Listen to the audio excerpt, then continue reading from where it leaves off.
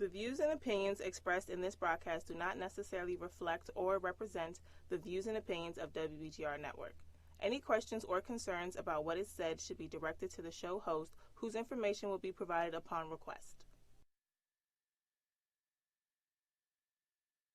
My brothers keep a show, I gotta let them know. Tuesday, 7 p.m., gotta let them know. 3 M's, mint and model, gotta. My brothers keep a show, I gotta let them know. Tuesday, 7 p.m., gotta let them know. 3 M's, mint and model, gotta multiply. God gets all the glory, hands in the sky. My brothers keep a show, I gotta let them know. Tuesday, 7 p.m., gotta let them know. 3 M's, mint and model, gotta multiply. God gets all the glory, hands in the sky. My brothers keep a show. Introduce the host. My brothers keep a show. Introduce the host. That's the Dr. Michael Green.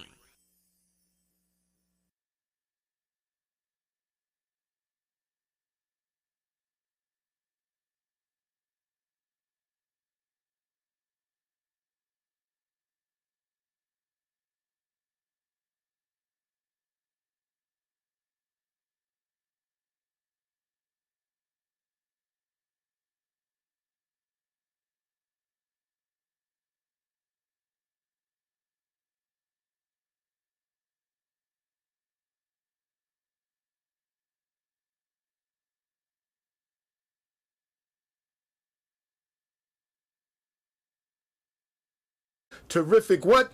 Tuesday! And we're going to make it great. And like to welcome back my co-host who was out on the West Coast at an undisclosed location.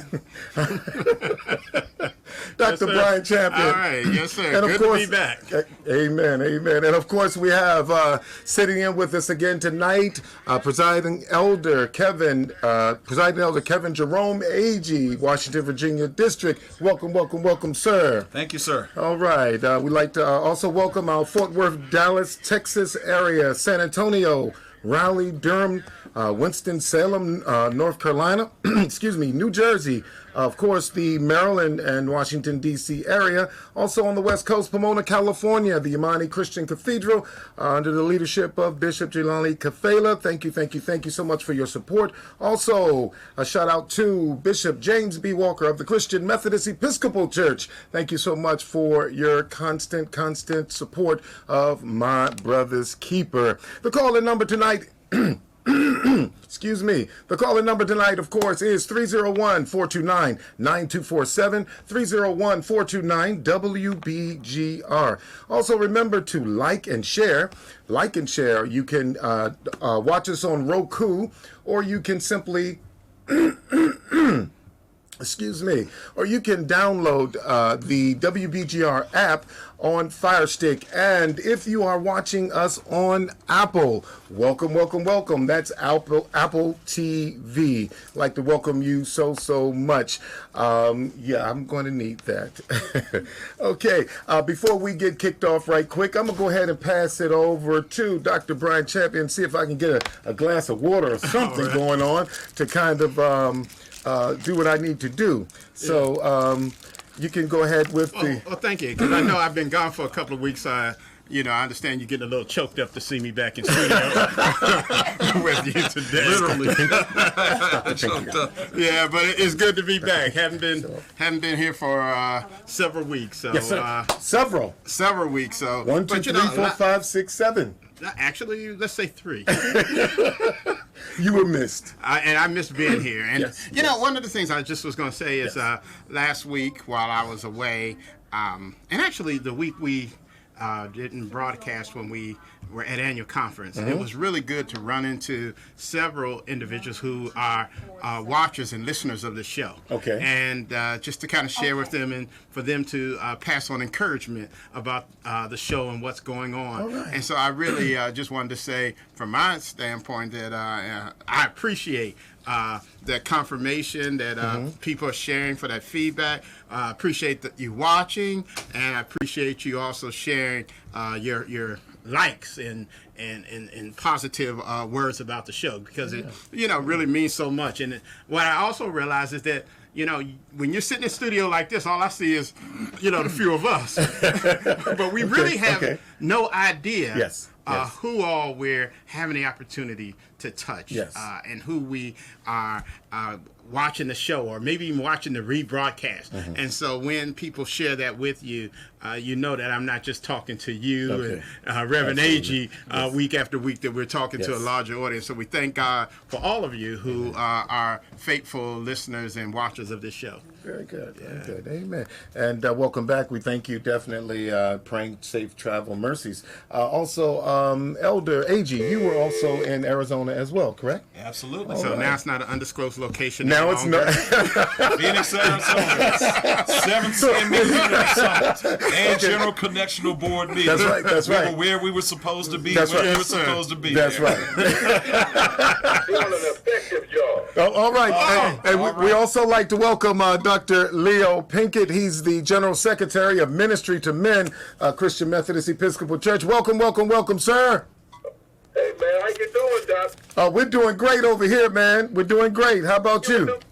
I know you were doing good because you were MIA, man, in Phoenix. I had to hold the show down here. Oh, we could have did it remote, man. You know.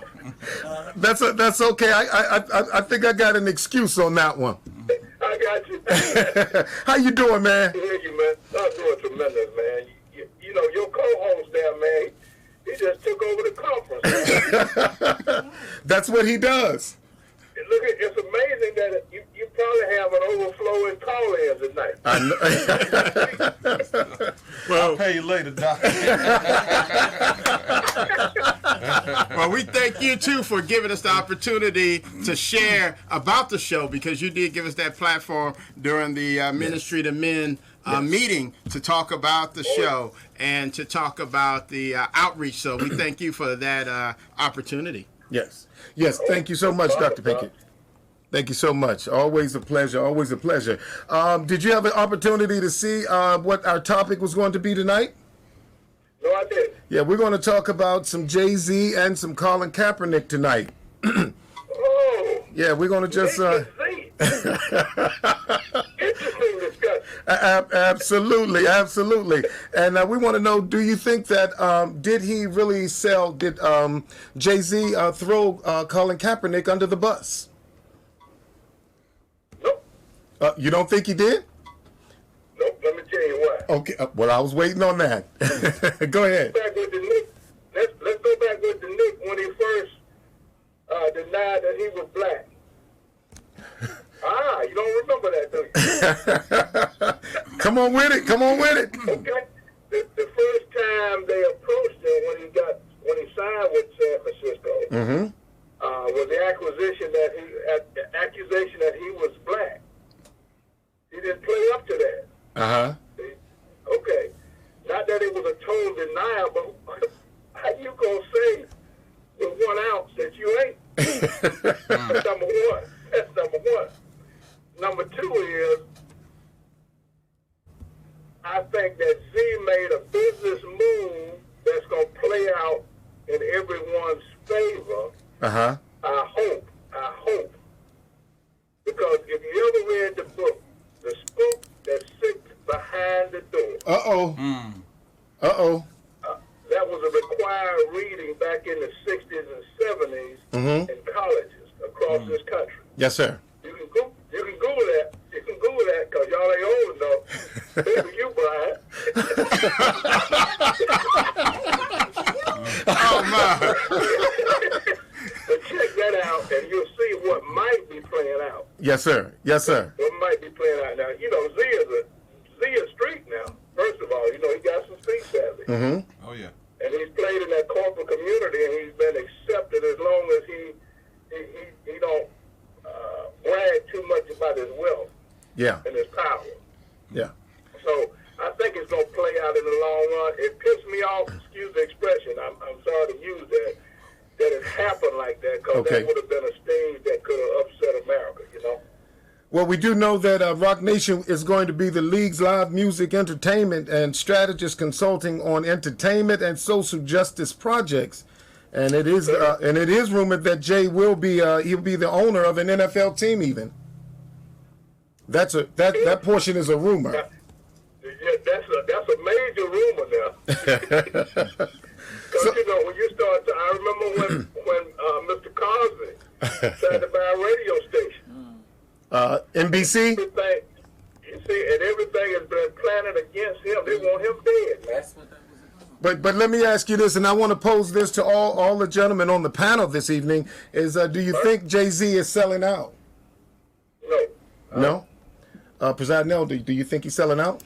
It's really hard to do that without proof. You don't know what's in his head and that type of thing. And I think one of the places we get in trouble is we expect black people to be monolithic. African American people are not monolithic. I mean, we can be diametrically opposed to certain things. I mean, for example, let's take Cap, for example. Okay. I am a 100% proponent of Cap's protests.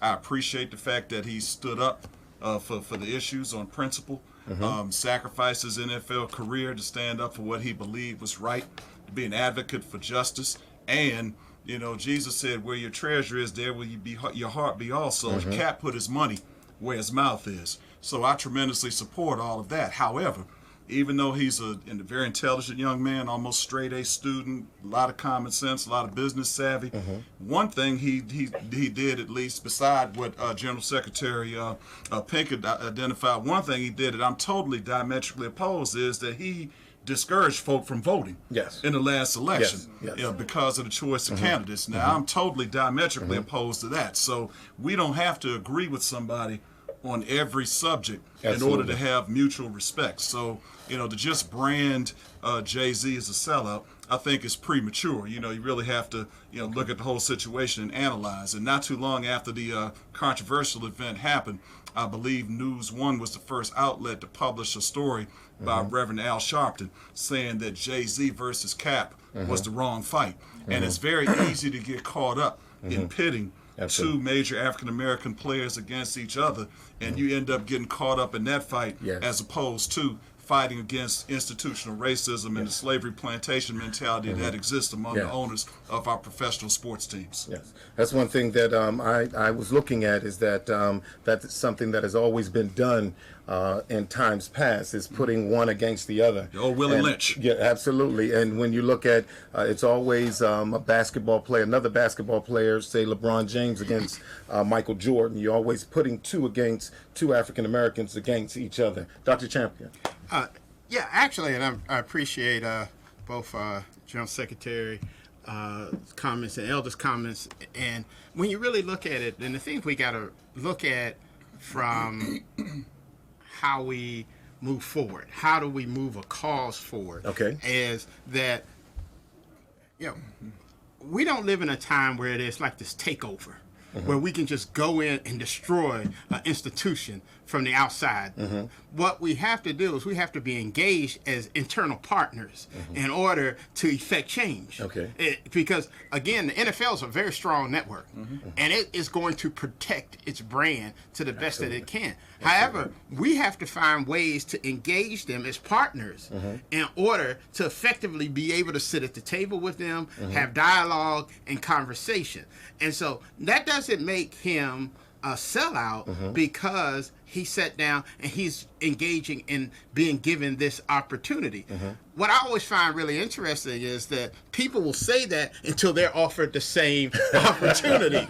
And then when given the same opportunity, all of a sudden, you're not, it's like, you know, these things happen.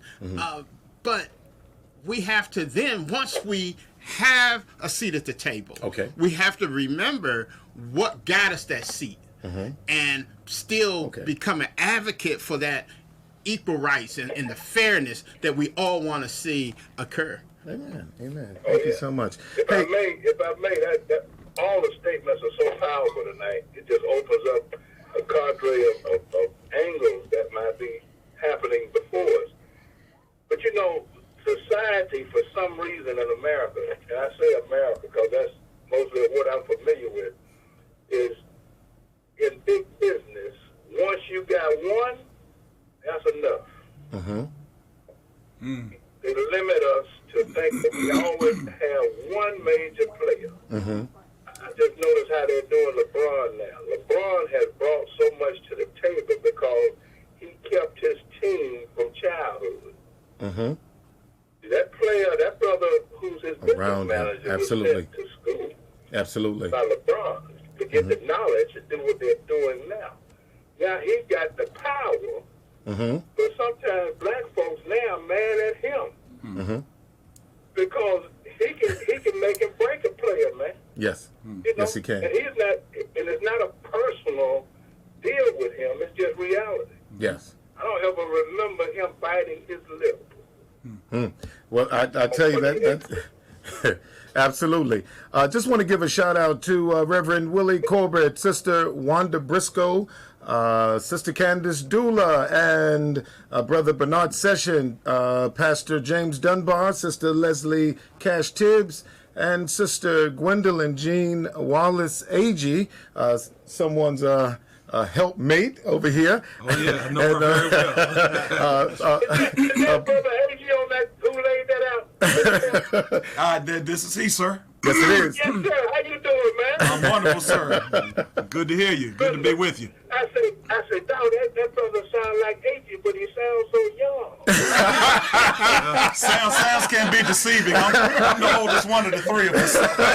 And then come Dr. Champion. Yeah, Brother Jason Moore, I'd like to thank you for watching, tuning in. Also, Claudia Harrison, Emily Naomi Childress, thank you guys so much for watching, and we do welcome your comments, and just welcome even if you choose to call in as well. But one question I do want to pose is, should we be doing more than kneeling at this point? Can I expound? Should we be doing more than kneeling? You have Cap. Now that he's kneeled, should we be getting up and doing something more engaging as going into the boardrooms, as Dr. Champion specified? Should we now be more engaged, because you can only change something from you can cause change as being on the inside as opposed to the outside. So should we be doing more than the kneeling, just the kneeling? And it's kind of funny that you said that, and I kind of thought of like the ritual when you go through ordination and you kneel and you get up to serve. And so what Kaepernick's kneeling did, it brought attention to the fact. But just bringing attention to it is not enough. Now, when we get up, we have to serve, we have to act, we have to begin to take steps to, again, progress change. Because if all we ever do is kneel, then we're not really doing anything but making a statement. We're not ever moving the cause forward.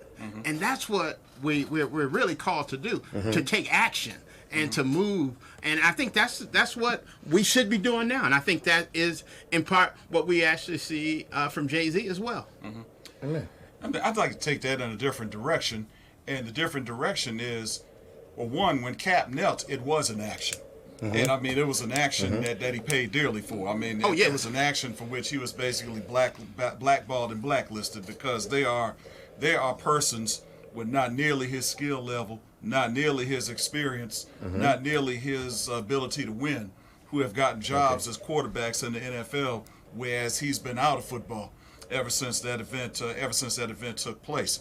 But from the standpoint of action, I think where my point of departure on Jay-Z's statement is, well, Cap did take action beyond the kneeling. Yes. Even though Cap is no longer an active player in the NFL, Cap is still taking action. Right. He's still fighting the fight for justice, equality, and equity.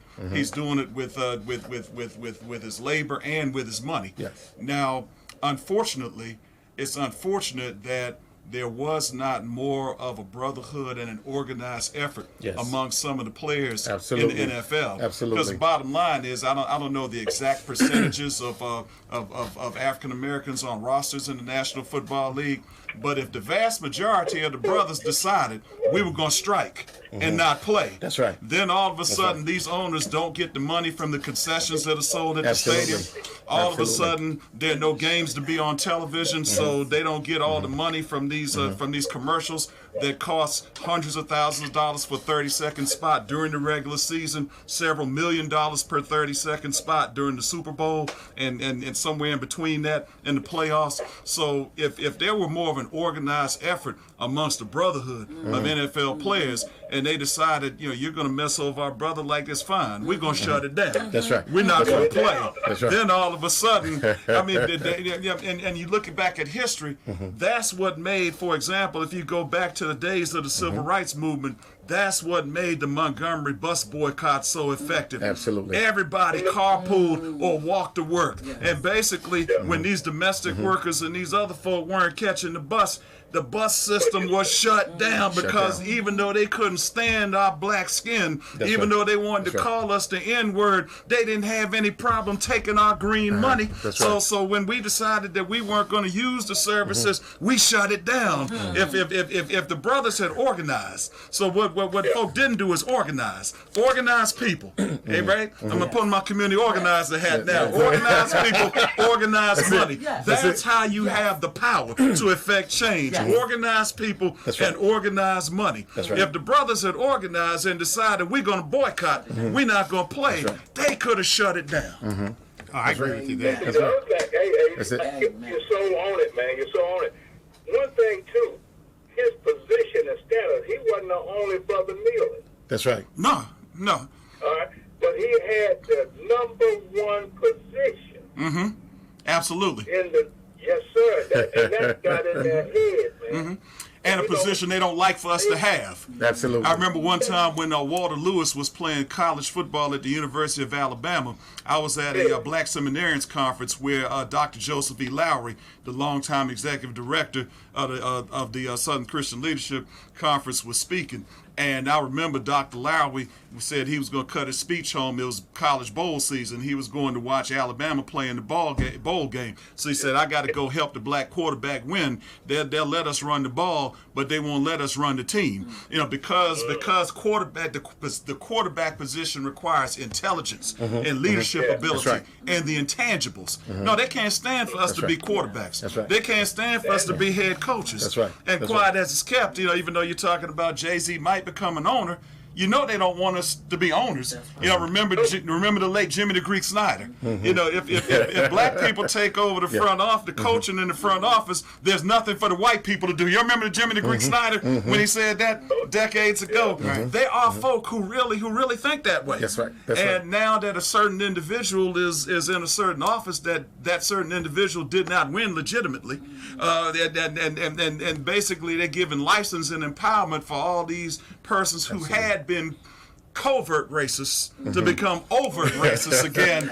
Now people feel freed and empowered and emboldened to come out with all this stuff that they've been internalizing for decades now. So don't sleep. And you talk about us organizing because the campaign against Kaepernick was organized very well. Because what they turned it into is that the main thing was no longer the main thing. Right. What he knelt for was not what public debate was about. Yes. Right. Yes. It became... They shifted the narrative. Right. And so they got their side together. Yeah. And that's what I'm saying. We didn't get our side together in a way that did not allow it to move forward with the same strength and power. That's right. It's not about the flag. Yeah. Even though the Star Spangled Banner is one of the most racist songs ever written, and we only sing the first stanza when we sing it in public, but look at the lyrics of the second and the third stanza. I mean, everything they say about the lyrics is true, but that wasn't the issue. The issue is so many of the things that are still going on. I mean, how many black men have been murdered by police officers, and black women have been murdered by police officers since Cap knelt down? And it's interesting, and don't get me wrong, I mean, I love law enforcement officers. I have a younger brother who was a police officer in a metropolitan city for more than 2.5 decades, so I have nothing against police officers. What I have a problem with is institutional racism. How is it that a white man can be a mass murderer and be apprehended without violence and without resistance, yet a black person with no weapon gets shot 40, 50, 60 times, sometimes from behind, with the officer just saying, "Oh, I feared for my life." Yes. You got somebody there with no weapon. You got a female in a car with a mental illness with a baby in the back seat. Hello, somebody. You feared for your life with her, but here's a mass murderer, with assault, with military assault rifles. But you don't fear for your life. You can apprehend them without violence after they've already murdered 5, 10, 15, 20 people. Yeah. Well, brother, you on it, man. This thing then morphed into a mind of its own, and even taking even being able to take the perpetrator to Burger King because he said he was hungry. It's senseless. Yeah, it's senseless. After he had murdered 9 people in Bible study. In Bible study. Oh, yeah. That's an outrage. Mental illness. Yeah. Now there's an outcry of mental illness. I'm reminded of Fannie Lou Hamer when you talk about kneeling and saying, yeah, we can pray, but if you don't get up and do something after praying, God is not going to put it in your lap. That's right. So we have to be able to get up and be effective in what we do. The Apostle James said, faith by itself, if it has no works, is dead.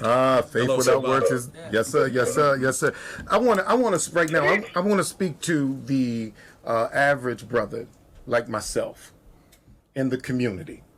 What should we be doing? What should we be talking at this point and seeing Jay-Z make this transition into the boardroom with the NFL? What should we be doing? The average brother in the community. How can we collectively get together to push the fight from the streets? Well, I think we all have particular concerns in our community that we feel a passion about. And again, what we see is that how are we fighting our fight? Are we fighting our fight from the outside or from the inside? And so we have to think of strategies that are going to be able to make effective change. And we're also going to have to begin what I think we often will not do in our community is collaborate with other organizations. I mean, a lot of us want to address the same problem, but we're not addressing them together. And so we have these individual attempts to do things, and we have to find that ways to collaborate and in the power that is achieved in synergy. And I think those are the things we have to begin to look at. We have to take self out of it. I don't have to be the leader. That's right. I just have to be willing to serve for what I'm passionate about. Absolutely. Presiding Elder, put on your grassroots organizing hat. Actually, I was thinking as Champ was talking, broad-based coalitions are the most powerful. Broad-based coalitions are the most powerful. The broader your base, the more power you have. And you're absolutely right in terms of not worrying about who's the headliner, not worrying about who gets the credit, etc. And basically the idea is to view every individual as a leader. You often hear this old cliche that leaders are born, not made. You've heard that cliche? One of the biggest lies ever told. Yes, sir. The experts like Jim Collins and some of the gurus, John Maxwell and other folks, some of the gurus in leadership, any one of those experts in leadership will tell you that more than 90% of people can be developed into leaders. More than 90% of folk can be trained to be leaders. And bottom line, we go back to the modern day civil rights movement, the boycotts and marches and all of that, grassroots organizing, ordinary people were developed into leaders. Ordinary people were leaders, and they stepped up. And the bottom line is every individual has the capacity to be a leader when you band together. But the broad-based coalition is definitely the most power. And back to what we had said earlier about folk not having to agree on every single item or every single issue. In community organizing, we have a motto: no permanent allies, no permanent enemies. So we don't have to agree on everything. But when we get ready to cut the issue, we identify what's in the self-interest of everybody involved, and we organize around that issue. And we build the power to affect the change that we want to see happen. Okay. A war strategy that has also been used in the way that African Americans have been culturalized into American society is divide and conquer. So white America has done everything that it can to begin to make us see ourselves as opponents rather than to be individuals who are on the same team.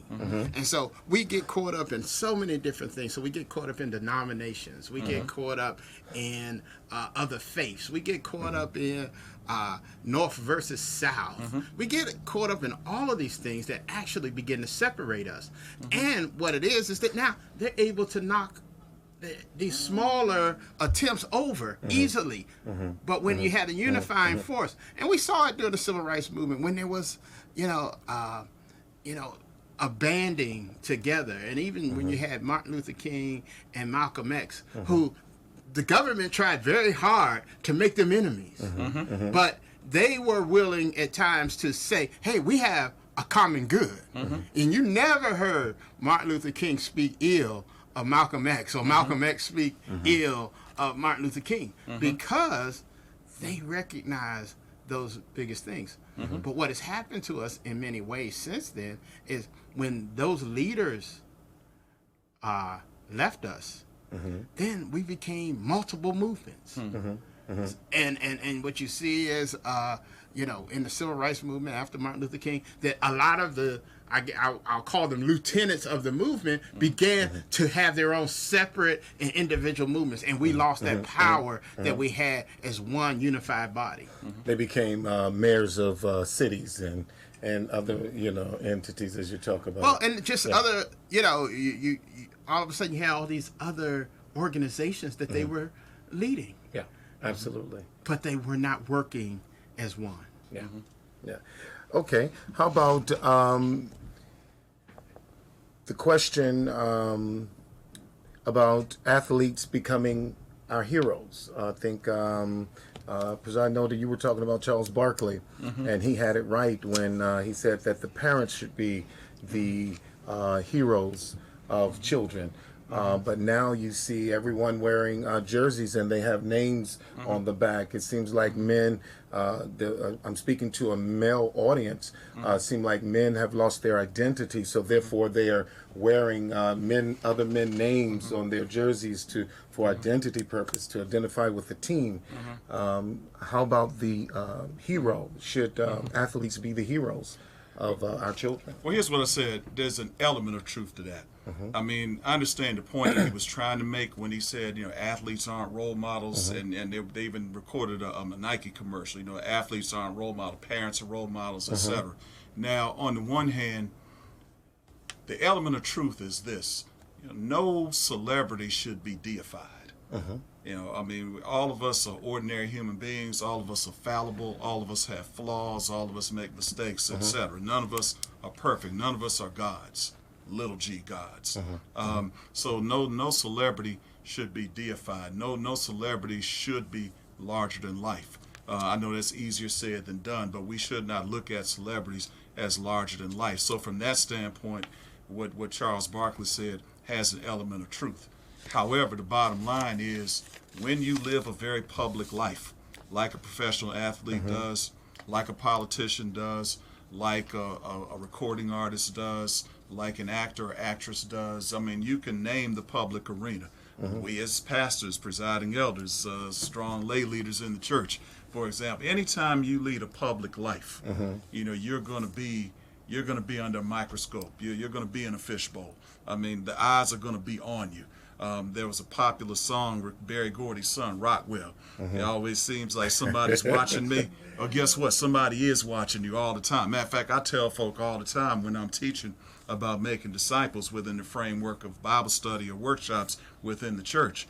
All of us teach, whether we realize it or not, whether it's intentional or unintentional, all of us teach somebody how to say what we say and do what we do. So we need to be careful what we say and do, because somebody is watching us constantly. So on the one hand, none of us should deify a celebrity, including a professional athlete. But by the same time, when you have that kind of status, when you have that kind of fame, when you have that kind of fortune, there are folk who will be watching you. And the bottom line is, you have the same obligation as every other human being on the face of the earth to live a life of integrity. So that does not justify you, living recklessly. That does not justify you being disintegrous. That does not justify you being dishonest. That does not justify you being drunk and high in public, getting in fights, getting arrested, etc., participating in acts of being a perpetrator of domestic violence. Those things are not justified, just because you're an athlete. So you don't get an excuse. You don't get a pass. But the bottom line is, we as people cannot make gods out of any celebrity. And the bottom line is, we do have an obligation as parents, as teachers, as faith leaders. We all have a responsibility to be the part of the village that sets proper examples for our young people to follow. Absolutely. Yeah. Dr. Champion? And I agree with you totally, Elder. And, one of the things that we talked about this when we talk about leadership, and we talk about the fact that to whom much is given, much is required. Amen. Jesus said that. So when you're given privilege, yes, sir, there's a responsibility that you have to society for that privilege you've been given. Absolutely. And so what public figures have to recognize, that while it may be inappropriate for some people to look up to them in the way that they do, it's still happening. That's right. And because of that, they have to be responsible leaders in the community, setting examples, because we're lifting them up, giving them the opportunity to have the privilege, the lifestyle that they are given. Absolutely. And those of us that follow them have to hold them accountable for the behavior that they are given. One thing Charles Barkley said also, that he said was a funny thing about society, is that here, as much money as he has, when he goes to a restaurant, he hardly ever pays. Because he goes out and people give people of prestige these free meals. I mean, we've all been somewhere and somebody has, for whatever reason, picked up the tab, or we've gotten something free because somebody has. That's happened for you. That's happened to me. And what I'm saying is, but people do that because they respect you and they want to do something for you, and so forth. And how when people are doing these things for you and giving you these benefits and these privileges in life, then you have a responsibility to not show out, to not act up, to not make them embarrassed that they know you or that they respect you. I absolutely agree. Yes. Absolutely agree. Absolutely. This has been a very powerful discussion, and of course, we definitely can go on and on and on. But because I know that, who was one of your favorite famous role models growing up? Well, I mean, let me go closer to home. My dad is a great role model for me. Even though he and my mom were divorced when I was very young, still. As I said, when we did the segment on broken home, when we did the segment on blended families, I didn't have a broken home. I had two loving homes, with my mother and grandmother, and with my dad and my younger siblings and my stepmom. I had two loving homes. So my dad, hardworking man, really loved family, intentional about spending time with all of us, showing love, very respected in his church. Even now, he's 88 years old, one of the most respected laymen in his church, Gethsemane Baptist Church in Washington, D.C. My maternal grandmother was probably more responsible than anyone else for me being a Christian. Friend of the family, the late Reverend Thomas Clifton Garnett, a minister who he went blind when he was about 30 years old. He lived to be 85. He earned 4 degrees after he lost his eyesight. Tremendous. Now, if you want to talk about celebrities, people I think of who have integrity, when I look around, and I'm going to go with somebody contemporary who's young enough to be my son. And we talked about him off air before we went on. Thank you. I admire LeBron. I'm not that much older than you. I admire LeBron. I admire LeBron James tremendously. And basically, LeBron James has integrity. even though he came straight out of high school Yes. into the NBA, LeBron James is an intelligent young man. Yes. He has a tremendous head for business. He's managed to stay clear of some of the off-court controversy that a lot of his contemporaries have gotten into. He's a tremendous blessing to the community. Yes. I mean, he spent all that money. He spent all that money, his own money, to give scholarships to the University of Akron to like 41 people, millions of dollars of his own money. That's the type of thing you can admire. Yes. Steph Curry is a Yes. fine young man, family man, Christian young man, Yes. and he Absolutely. gives a lot of his money to the community. Going back a few years, I talked about Warrick Dunn, who was an All-American running back at Florida State, played in the NFL. Warrick Dunn's mother was a police officer in Louisiana. She was killed in the line of duty. Warrick Dunn bought homes for dozens of single mothers in memory of his late mother. Those are the types of people you can really look up to. Yeah. Giving back to the community. Absolutely. Always. And another accomplishment of LeBron James started an academy. And powerful testimony. Highly successful, Yes. by the way. Highly Even more successful. successful than they thought it was going to be Yes. when he started. Absolutely. Dr. Champion. Well, just wanted to just mention one thing before going into some of my role models, but we were talking about Steph Curry. Recently, last week, they announced that he was going to fund Howard University's golf program. That's right. Yes. And, given to a HBCU, Yes. a Davidson graduate. That's right. And so not giving back to his alma mater, but making a difference in the community and helping Howard to revitalize its golf program. Yes. And actually putting golf back in the hands of African American Yes. young people. That's right. Just wanted to mention that. That's right. as well. But when we think of my role models, and I like Reverend A.G., I'm very fortunate to be in a very strong, protected environment of role models. When they say it takes a village, I'm a child of the village. And so there were just so many people who poured into my life. And I would always look at people. I studied people even before I went to school and studied psychology. I was studying people. I would look at somebody and I say, they do this good. And I would just study it. And I would look at someone else and say, they do this good. And I would try to begin to model all of those behaviors. But the one thing I have to say, and I have to give my father and mother credit for it, because they placed me in that environment to be in that village. That's right. a place that was so supportive and so strong. And what we now forget sometimes is that we're not raising our young people in that same type of environment, with that same type of protection, with that village. same guidance and whatever, because we're going to be the first ones to tell somebody off for looking at our child wrong.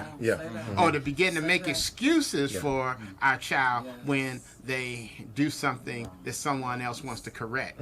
And so we really have to be very mindful of that. So it wasn't the athletes that I found interest. It was the church folk that I really found that those were people, they were real. They were people who were pouring into just not me, but to so many others. And so I really think that was a very important part of my life, my upbringing. And my desire to serve and give back is all based on how I was, raised. Amen. Well, there you have it, ladies and gentlemen. Definitely like to thank Dr. Leo Pinkett, the General Secretary of the Christian Methodist Episcopal Church Ministry to Men. Also, Presiding Elder Kevin Jerome Agee, thank you so much for coming and hanging out with us tonight. And again, your transparency, realness, and your wisdom. And of course, my faithful sidekick, welcome back from the West Coast back to the East Coast. But one thing I would like to say is that one thing that a person need in the village is instruction. They need focus, and of course, they do need a hero. Focus, instruction, and a hero. And with those three things, that's the making of a great individual. But coming up, I wanted to bring up a young lady that is an entrepreneur. So definitely you guys can kind of sit back and hang out with me a little bit. You can squeeze another chair over here. But I wanted to bring this young lady up, and she's a good young lady. She's a product of Atlantic City, New Jersey, where you teach at, brother. Right. Absolutely. And but also she has moved and to. That's right. Where she has moved where to Brother Washington. Smoke is. Yeah, and she has moved to Washington D.C. She's a product of Ward 8, Southeast. Southeast. But I want her to share with you about a product that she has, and it impressed me so much that I wanted her to come and share it with you. I just want to. I don't want to steal her thunder, but I just want to talk about her product is Never Black Down. And ladies and gentlemen, I just wanted to introduce you to Regina Summers. Hello. How are you? Hello. Amen. Amen. Thank Tell you. us, where did Never Black Down come from? So Never Black Down is actually the mission. That's the movement. EPU Apparel is the clothing line altogether. Okay. And it stands for Educate, Persevere, and Unify. Uh-oh. And so the apparel distributes the message, which is Never Black Down. Never which is, Black Down. Self-love, Can self-perseverance. we see it? Can we see self-hope. some of this apparel? So yeah, I actually have both logos with me. Okay.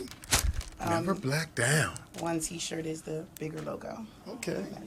Okay. I'll hold it up. Dr. Champion can hold that one up while you're right. talking. Go ahead. And this one is, excuse me, I think it fits is too. yeah. I wasn't sure how many people would be here, so. All right. Never Black Down. This is awesome. And so, Let's yeah. hold it up real good. Wow. And that's both logos. And then, of course, I'm wearing like a newer one where it kind of goes with everything is just base black. Okay. Well, can you open up and let the Yeah. people see? All right. All right. it's Never just a Black Down. Base black shirt, yeah. Okay. And where did you get that saying, that phrase? Where did you get Never that black phrase? down. So Yes. it's I think that it's me altogether. I've never been afraid to say or do what it is that I want to do. You know, mean what you say and say what you mean. You know, and one day true story. I was in the back of is so long ago. It was in a taxi cab, and I was on I think like MySpace or something like that, or one of those networks, and I saw something that said Never Back Down, and I actually wrote it down. It said Never Black Down, but it looked like it said Never Black Down, but it said Never Back Down. Okay. And so when I got home, I ended up looking for what it is that I saw, and it wasn't anywhere. So it was like I saw Never Black Down, but it said Never Back Down. So it just kind of stuck with me, and I've always said it. And then there it one goes. day I throw it on a T-shirt, and everybody's like, "Oh, I want one." So kind of. So God gave you that vision. You Yeah. saw what And it took off from there. Yeah, and it took off from there. So we definitely want to encourage our listening audience to where can they get this from? So all platforms, social media, EPU Apparel, Never Black Down is on Facebook, Instagram, and Twitter. EPU Apparel.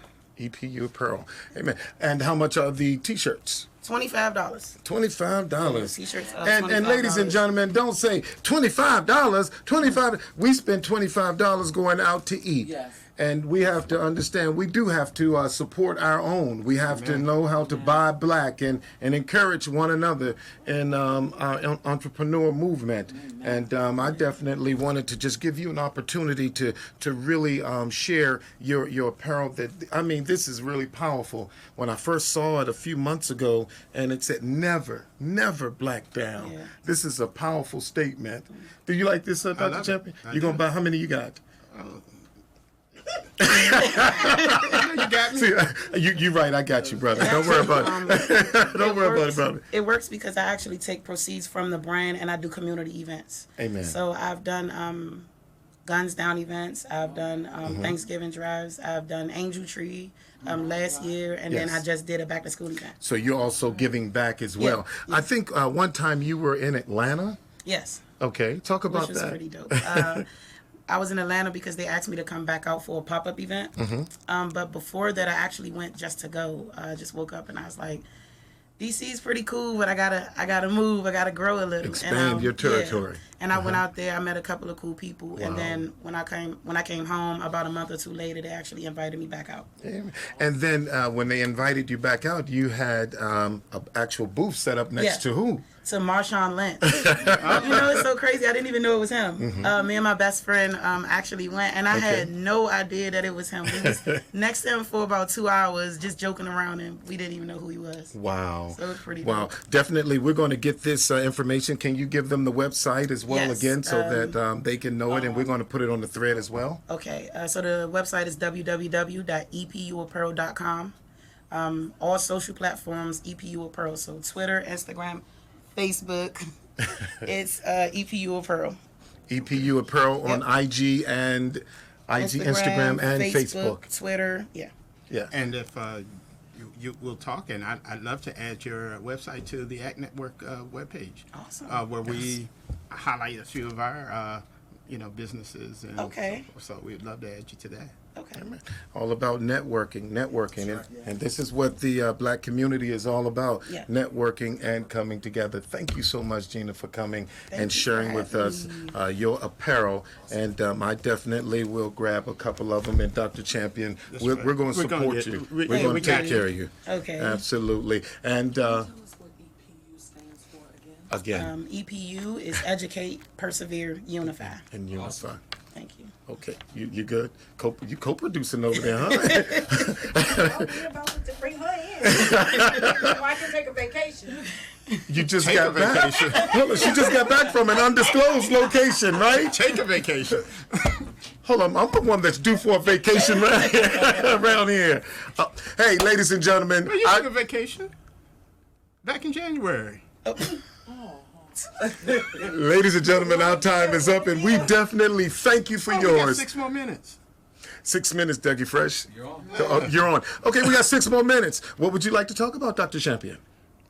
Well, actually, we can do our Black History moment. Okay, before we do the Black History moment, I want to share with you that on September the 13th, we're going to be doing a back-to-school prayer for our youth and young adults over at St. Matthew CME Church, 923 Cedar Heights Drive, 7 p.m. The Reverend Tiffany Jackson is going to be the speaker for that evening. It promises to be phenomenal. We're coming together with a spirit of prayer, and we're sending our babies back prepared for whatever may come their way, to know that they are more than conquerors. So definitely, service starts at 7 p.m.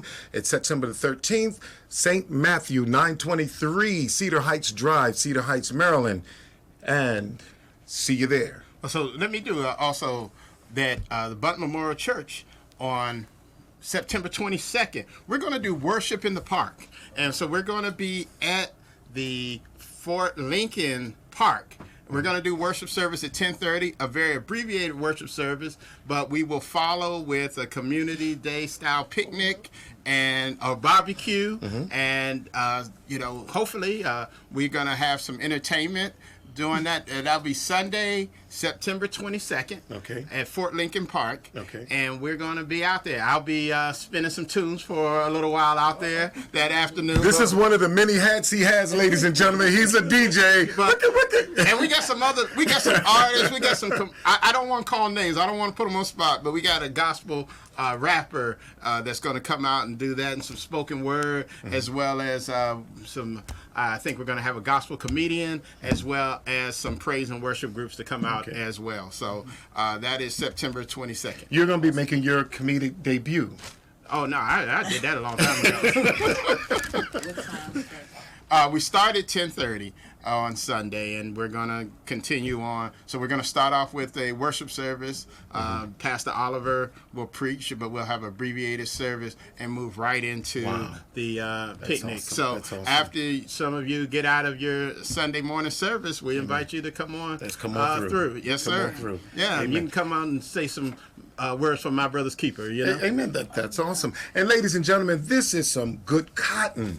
This is really weighty. This is good. Oh, I say it's a wonderful show. Yeah, it is really weighty. I just wanted to let you know this is weighty. Go ahead. Okay, so I just was going to do this real quick, and I had this individual listed for our Black History Person of Interest for August 6th when we were at annual conference, and that was the week we didn't broadcast. So I'm coming back, bringing him back to the forefront, and that person is Bishop James B. Walker, presiding prelate of the 7th Episcopal District. Amen. Born in Berkeley, Oklahoma. And small town, but if you've ever been there, the one thing you will know is you'll know the Walkers. He was the son of a Methodist pastor and nephew of a CME pastor. So he came from a history of ministers, two brothers as well that have become CME pastors, and another brother who was also the national young adult president back in 1984. But he is a graduate of Langston University, Oklahoma, also the Interdenominational Theological Center, Phillips School of Theology. He's pastored in Oklahoma, Georgia, and Connecticut, where he was in Hartford, Connecticut at Phillips Metropolitan for 27 years. And it was from that pastorate that he was elected the 56th bishop of the CME Church. And upon his election in 2010, upon his election, he was actually assigned to the 9th Episcopal District, which is the Pacific Northwest, where you have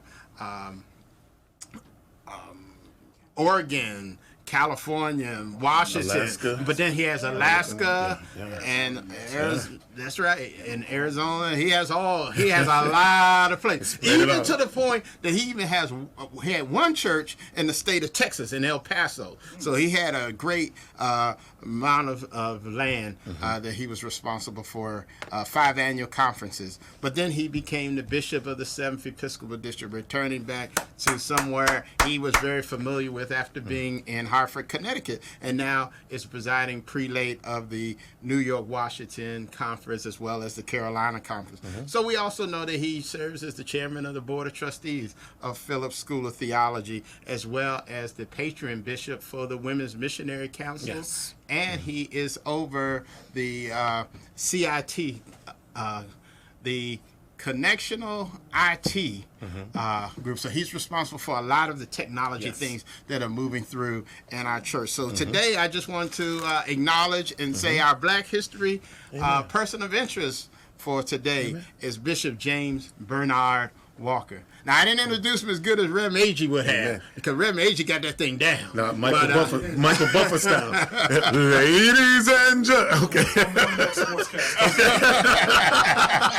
But we just want to say thank you, Bishop Walker, for another wonderful annual conference, for returning this pastor back to the St. Matthew CME Church, and also returning our presiding elder to us, even though he ended up taking on some additional responsibilities. Yes, he did. Presiding elder of the Philadelphia district, and the district I grew up in. That's right. That was my district when I was a child. I grew up in and my dad was presiding elder. When I first started preaching, your dad was the presiding elder of the district I preside over now. Yes, sir. So we're just very happy for you, and still Pastor Williams Chapel. Still Pastor Williams Chapel, the first church in Front Royal. Amen. Amen. Church in the northern Shenandoah Valley. That's it.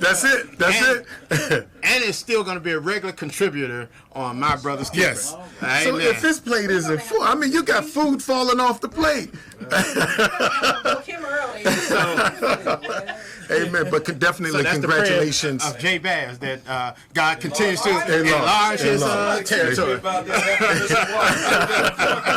That person didn't even know me well enough to know that the prayer Jay Bass really is a part of my regular devotional. Amen. But I don't know if that's what Jay Bass or I had in mind. But God had it in mind. Amen. Amen. Amen. All right, ladies and gentlemen, our time is up, and we definitely thank you for yours. And remember, you can catch the rebroadcast of My Brother's Keeper on YouTube an hour after this premiere.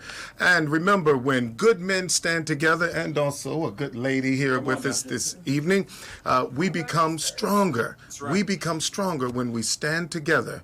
And remember, we are our brothers and sisters' keeper, and see you on the other side of greatness. Amen. God bless you. Thank you for watching. Have a great week. Amen. All right. My brothers keep a show. I gotta let them know. Tuesday, 7 p.m. Gotta let them know. 3 M's mental model, gotta multiply. God gets all the glory, hands in the sky. My brothers keep a show. I gotta let them know. Tuesday, 7 p.m. Gotta let them know. 3 M's mental model, gotta multiply. God gets all the glory, hands in the sky. My brothers keep a show. Introduce the host. My brothers keep a show. Introduce the host. Pastor Dr. Michael Green.